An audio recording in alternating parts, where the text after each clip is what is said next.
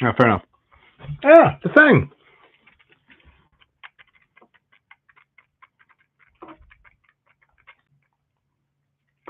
Yeah, the thing. Wait.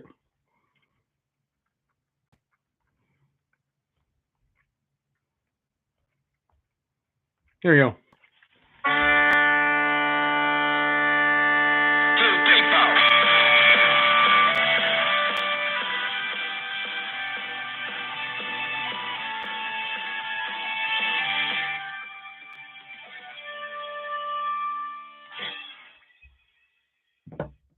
All right, peoples.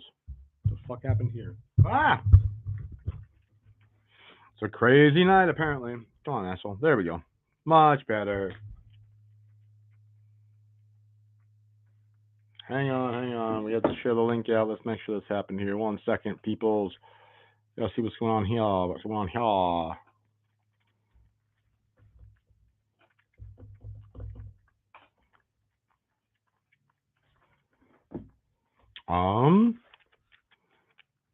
Let's see here. We're gonna check something out here.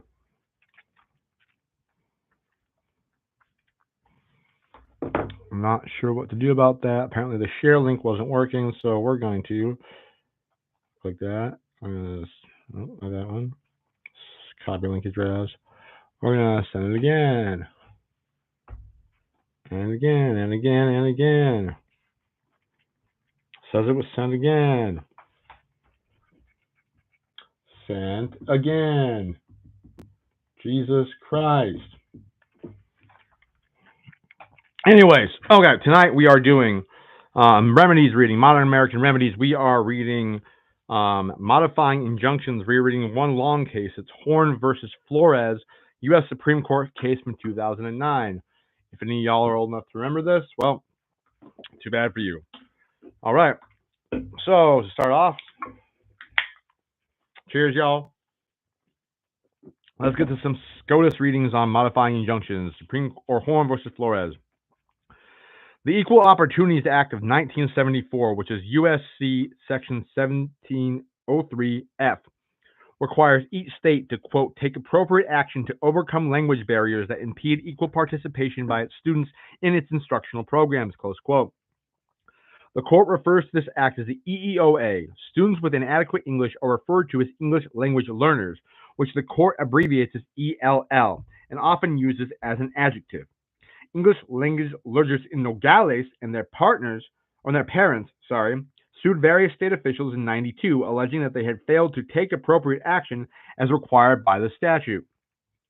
The district court initially entered a declaratory judgment that defendants were violating the act because the incremental funding for English language learner programs was arbitrary and capricious and set at levels far below the cost required to implement the state's program for teaching English.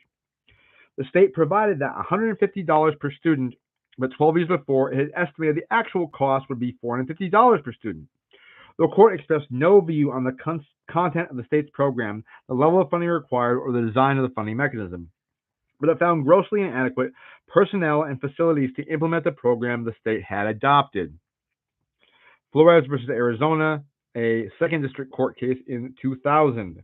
The district court subsequently issued injunctions ordering state officials to, quote, prepare a cost study to establish the proper appropriation to effectively implement the state's program. Flores v. Arizona, 2000 case, citing again. And to enact a funding scheme that, quote, would bear a rational relationship to the actual funding needed to implement language acquisition programs in Arizona schools so that English language learners may achieve mastery of the state's specified essential skills. In the second injunction, the court extended the relief from Nogales to the entire state.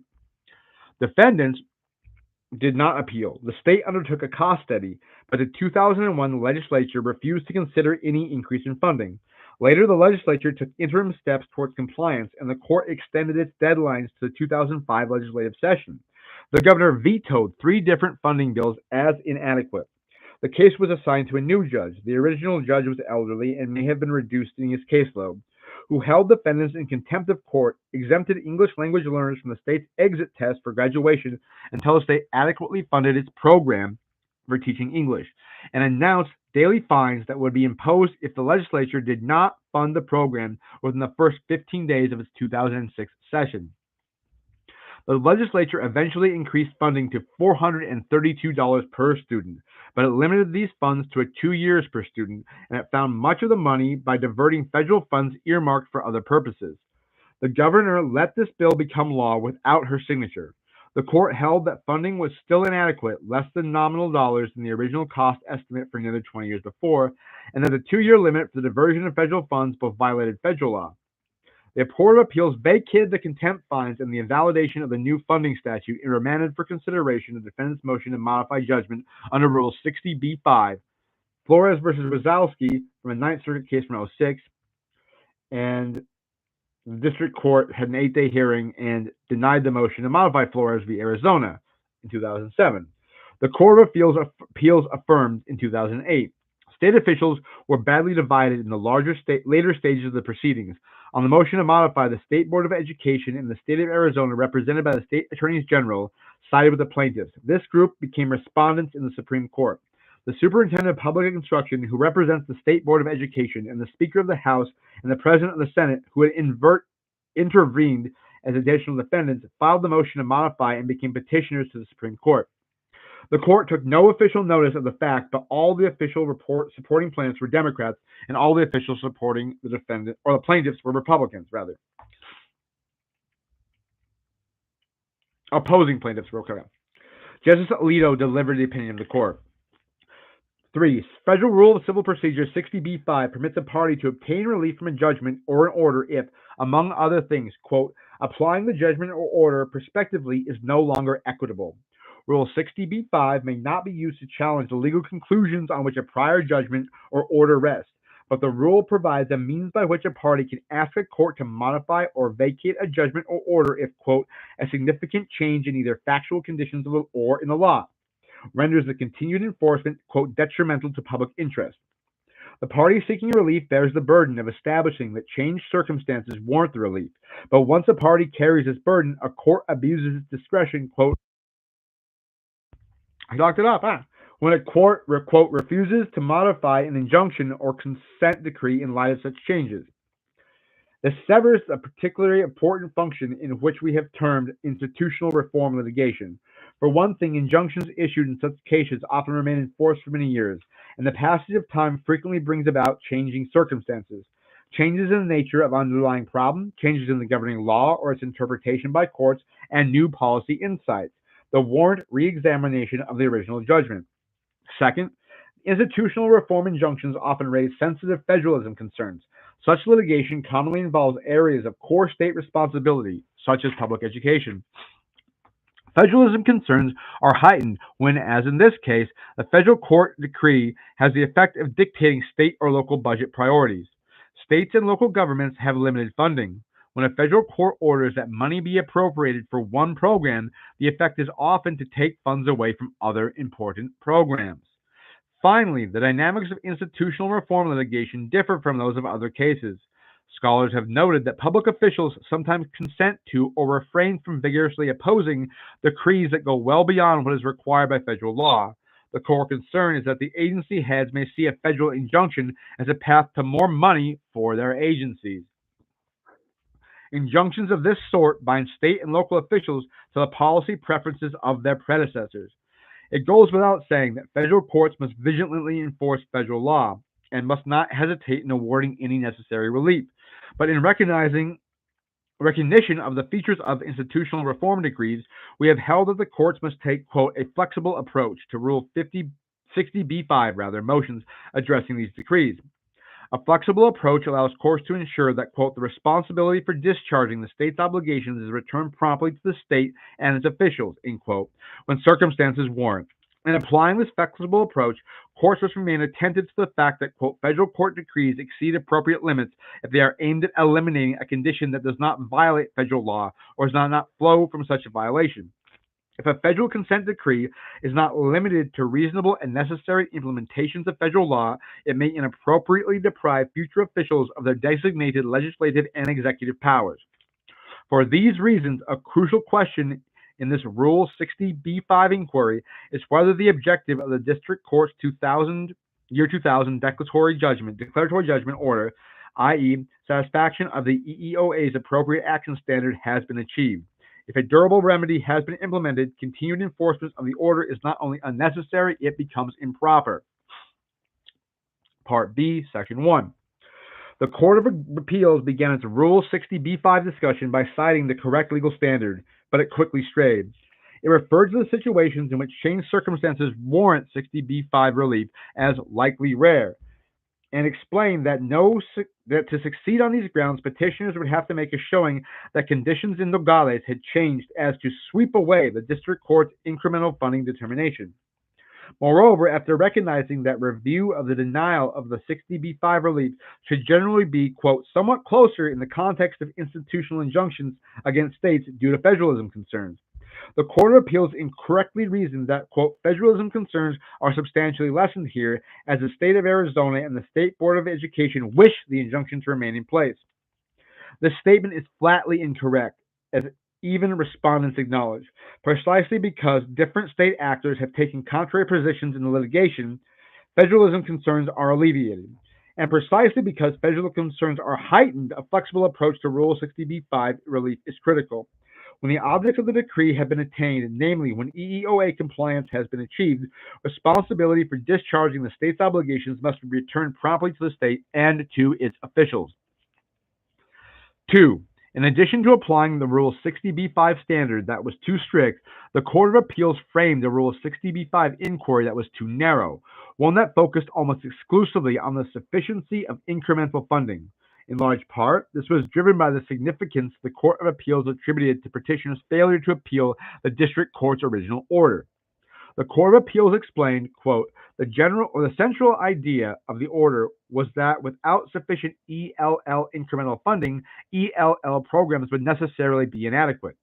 It felt bound by this conclusion, lest it allow petitioners to, quote, reopen matters made final when the declaratory judgment was not appealed, close quote.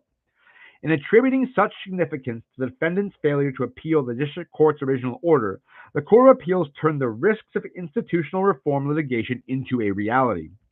By confining the scope of its analysis to that of the original order, it insulated the policies embedded in the order, specifically its incremental funding requirement, from challenge and amendment.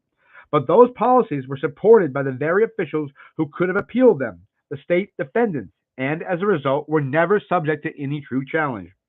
Instead of focusing on the failure to appeal, the Court of Appeals should have conducted the type of Rule 60b-5 inquiry prescribed in the case of Rufo.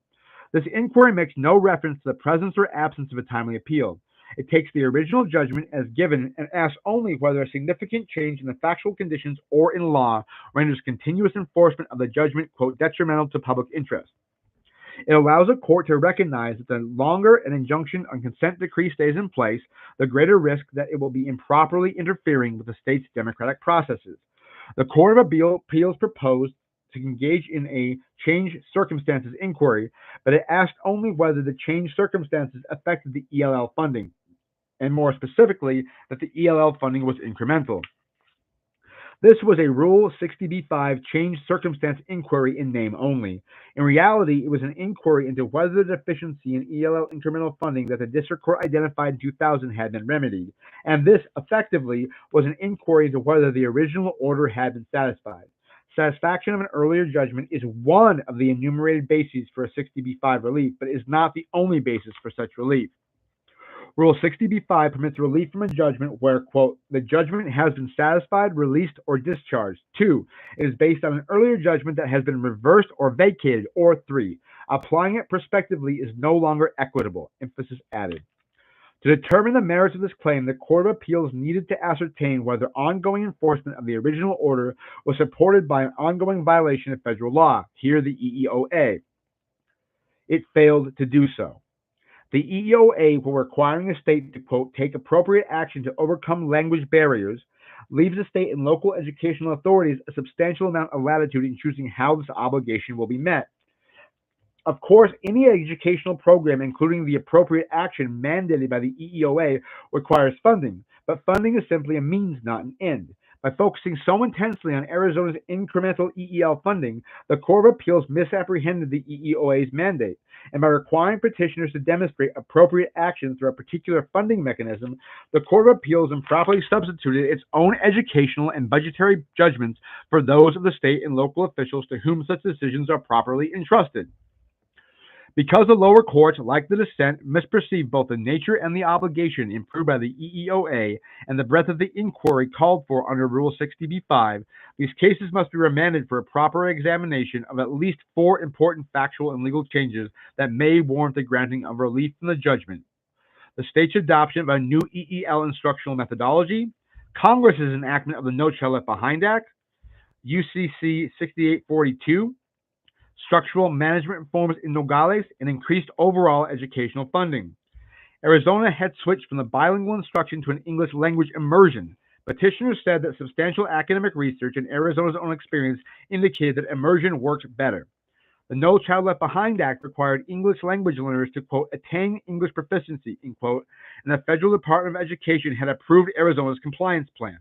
The court held that the compliance with the NCLB did not necessarily show compliance with the EEOA, but the NCLB plan was a change in fact, and that must be considered under the 60b-5 motion. An innovative school superintendent in Nogales had, quote, ameliorated or eliminated many of the most glaring inadequacies in all ELL instruction, and he had achieved his reforms with limited resources. Overall education funding in Nogales had increased, and some of this money might be used for ELL instruction. The Court of Appeals noted that it was illegal to divert federal grants to other uses, but the Supreme Court said it was irrelevant because there was no private right of action to enforce these federal statutes. The Court of Appeals said that diverting basic education funding was not an appropriate action because it would hurt education in other subjects, but the Supreme Court says that choice was up to Arizona. These changes are critical to a proper Rule 60b-5 analysis, as they may establish that Nogales is no longer in violation of the EEOA and, to the contrary, is taking appropriate action to remove language barriers in its schools. If this is the case, continued enforcement of the district court's original order is inequitable within the meaning of the Rule 60b-5, and relief is warranted. Whew. Like I said, long case. Section 4. There is no question that the goal of the EEOA, overcoming language barriers, is a vitally important one, and our decision will not in any way undermine efforts to achieve that goal. If petitioners are ultimately granted relief from judgment, it would be because they have shown the Nogales School District is doing exactly what the statute requires, taking appropriate actions to teach English to students who grew up speaking another language. We therefore reverse the judgment of the Court of Appeals and remand the cases for the District Court to determine whether, in accordance with the standards set out in this opinion, petitioners should be granted relief from this judgment. So that was the majority opinion. Alito wrote it. Now we have Justice Breyer with Stevens, Souter, and Ginsburg dissenting and joining. All right, good guy. It is important to keep in mind the well-known standards that ordinarily govern the evaluation of a Rule 60b-5 motion. To show sufficient inequity to warrant a Rule 60b-5 relief, a party must show that a significant change in factual conditions or in law has occurred and has rendered continuous enforcement of the judgment or order detrimental to public interest. The party can claim that the statutory or decisional law has changed to make legal what the decree was designed to prevent.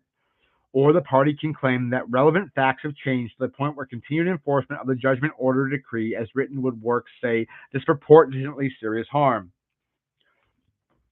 The court acknowledges, as do I, as do the lower courts, that RUFO's flexible standard for relief applies. The court also acknowledges, as do I, as do the lower courts, that this flexible standard does not itself define the inquiry a court passing on a Rule 60b-5 motion must take. To give content to the standard, the court refers to Milken, in which case the court said that the decree cannot seek to eliminate a condition that it does not violate federal laws, or flow from such a violation. And citing case Frew, in which the court said a consent decree must be limited to reasonable and necessary implementation of federal law. In the latter passage, Justice Breyer noted that the passage quoted from Milken 2 was on direct appeal, not on the motion to modify. The court adds that in an institutional reform litigation case, a court must also take account the need not to maintain decrees in effect for too long a time, the need to take account of the sensitive federalism concerns, and the need to take care of its consent decrees reflect collusion between private plaintiffs and the state defendants at the expense of the legislative process. Taking these cases and considerations together, the majority says the critical question for the lower court is whether ongoing enforcement of the original order was supported by an ongoing violation of federal law. If not, i.e., if a current violation of federal law cannot be detected, then the responsibility for discharging the state's obligations must be returned promptly to the state. Insofar as the considerations the court mentions are widely accepted, the lower courts fully acknowledged and followed them. I can find no evidence beyond the court speculation showing that some state officials have welcomed the district court's decision as a means of achieving appropriations objectives that cannot otherwise be achieved. But even were they so, why would such a fact matter here more than any other case in which some state employees believe a litigant who sues the state is right? I concede that the state did not appeal the district court's original order or the ensuing injunctions, but the fact that litigants refrain from appealing does not turn a litigated judgment into a consent decree. Our precedents recognize other, here, outcome-determinative Hornbook principles that apply when a court evaluates a Rule 60b-5 motion. The court omits some of them and mentions but fails to apply others. First, a basic principle of law the court does not mention is that in the absence of special circumstances, i.e. plain error at the trial level, a judge need not consider issues or factors that the parties themselves do not raise. Second, a Hornbook Rule 60b-5 principle, which the court mentions, is that the party seeking relief from a judgment or order bears the burden of establishing that a significant change in circumstance warrants that relief, but the court does not apply this rule. Third, the court ignores the well-established distinction between a Rule 60b-5 request to modify an order and a request to set an unsatisfied judgment entirely aside, a distinction that this court has previously emphasized. Courts normally do the latter only if the party seeking to have the decree set aside entirely shows that the decree has served its purpose and there is no longer any need for the injunction. Fourth, the court says nothing about the well-established principle that a party moving under Rule 60b-5 for relief that amounts to having a decree set aside entirely must show both the decree's objects have been attained and also that it is unlikely in the absence of the decree the unlawful act prohibited will occur again. The court so held in the Board of Education versus Dowell, where it said there that to show entitlement for relief, a defendant must show it was unlikely that the school board would return to its former ways. Fifth, the majority mentions but fails to apply the basic Rule 60b-5 principle that a party cannot dispute the legal conclusions of the judgment from which relief is sought. A party cannot use a Rule 60b-5 motion as a substitute for an appeal, say, by attacking the legal reasoning underlying the original judgment or by trying to show the facts as they were originally did not justify the order's issuance. Nor can a party require a court to retrace old legal ground by, say, remaking or rejustifying its original constitutional decision every time an effort is made to enforce or modify an order.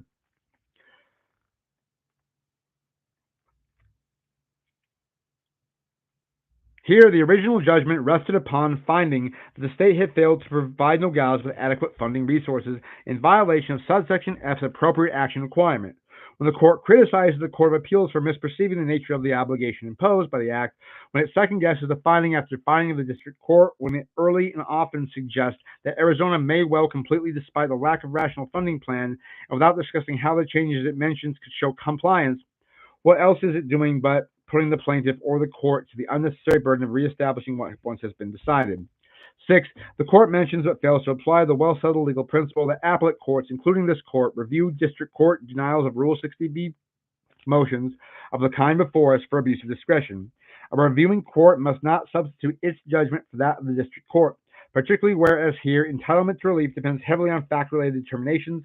The power to renew the district court's decision ought seldom to be called into action, namely only in rare instances where Rule 60b standard appears to have been misapprehended or grossly misapplied.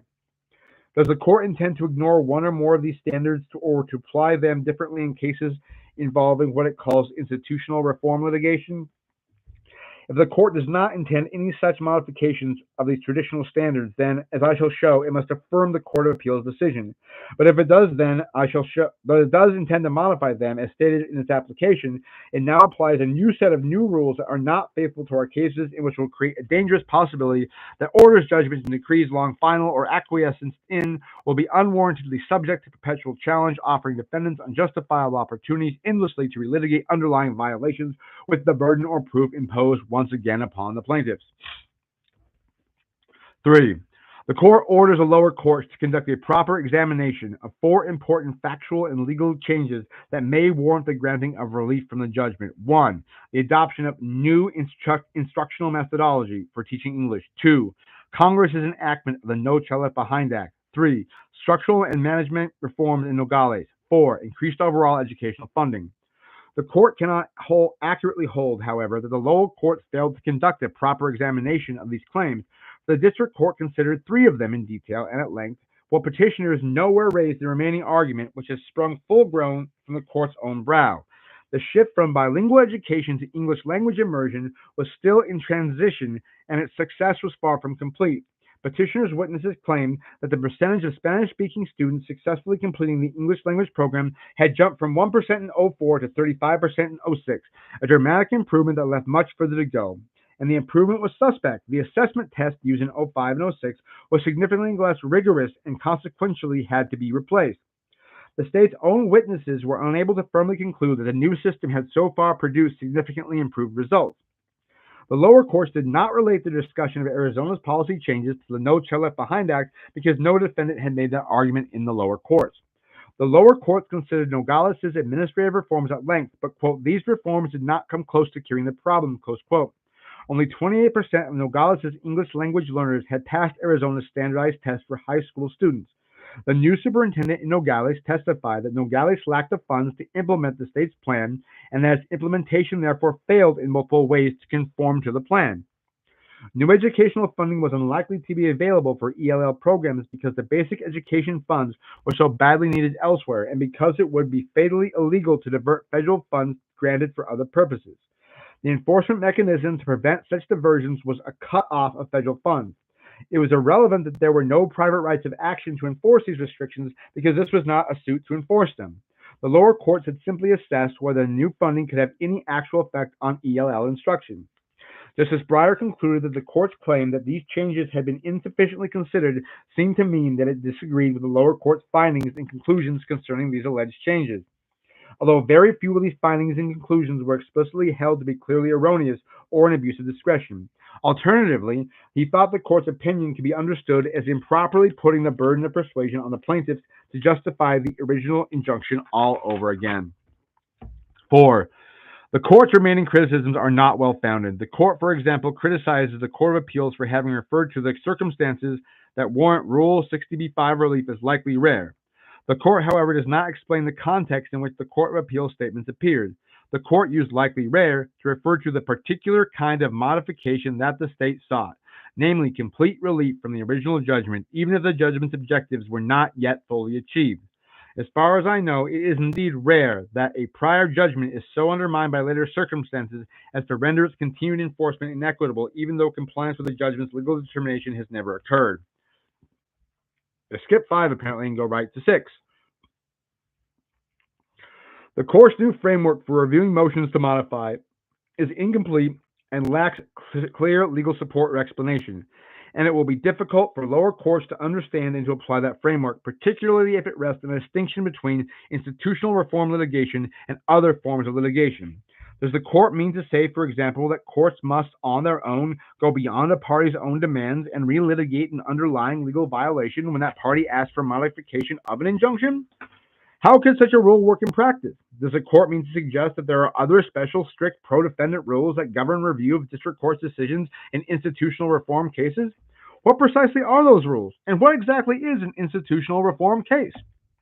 The court may mean its opinion to express an attitude, cautioning judges to take care when the enforcement of federal statutes will impose significant financial burdens on states.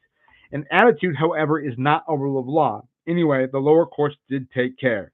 I do not see how this court can now require lower court judges to take yet greater care or proceed with even greater caution, while at the same time expecting those courts to enforce the statutes as Congress intended them.